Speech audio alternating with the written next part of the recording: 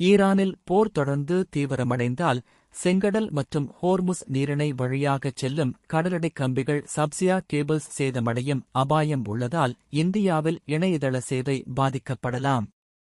முழுமையான முடக்கம் ஏற்பட வாய்ப்பில்லை என்றாலும் இணைய வேகம் குறைதல், வீடியோ பஃபரிங் மற்றும் தரவு பரிமாற்றத்தில் தாமதம் போன்ற சிக்கல்கள் ஏற்படலாம்.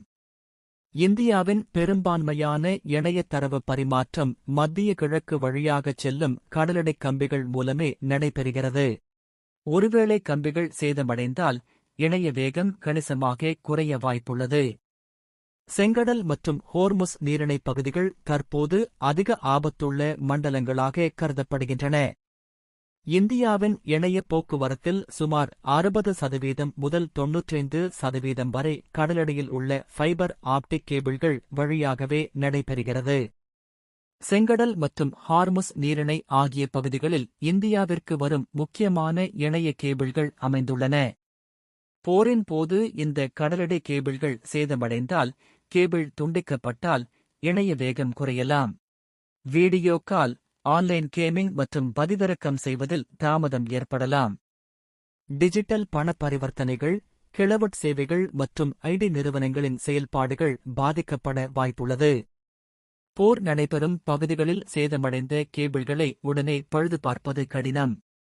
இது நீண்ட கால பாதிப்பை ஏற்படுத்தக்கூடும். போர் தீவிரமடைந்தால் இந்தியாவில் இன்டர்நெட் முற்றிலும் நிற்காது, ஆனால் அதன் தரம் மற்றும் வேகத்தில் குறிப்பிடத்தக்க மாற்றங்கள் இருக்கும். சர்வதேச இணையவழி கேபிள் சேவை சப்மரீன் கேபிள்ஸ் முக்கியமாக உலகெங்கிலும் உள்ள கண்டங்கள் மற்றும் நாடுகளுக்கு இடையே கடலுக்கு அடியில் நடைபெறுகிறது.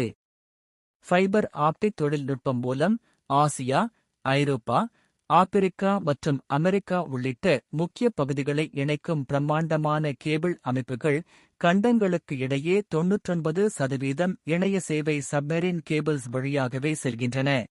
இந்தியா சுமார் 17 சர்வதேச கடலடி கேபிள்கள் மூலம் உலகின் பிற நாடுகளுடன் இணைக்கப்பட்டுள்ளது.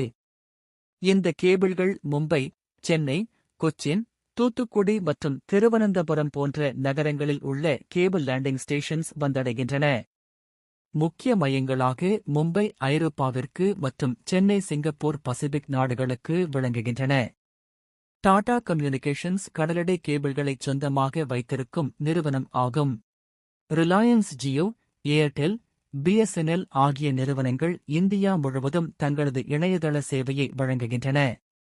4G மற்றும் 5G கோபுரங்கள் மூலம் கம்பியில்லா தொழில்நுட்பத்தில் மொபைல் போன்களுக்கு வழங்கப்படுகிறது.